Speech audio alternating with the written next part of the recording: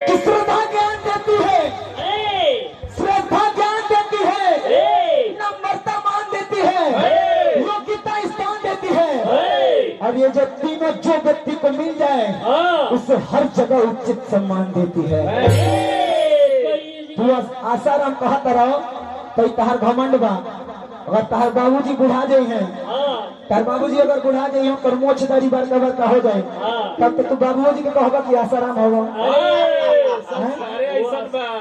संस्कार सिखाता रहे हमारा के कि बोली बता देती है कि इंसान कैसा है, बोली बता देती है कि इंसान कैसा है, घमंड बता देती है कि कितना पैसा है, और ये संस्कार ही बता देती है कि ये परिवार कैसा है।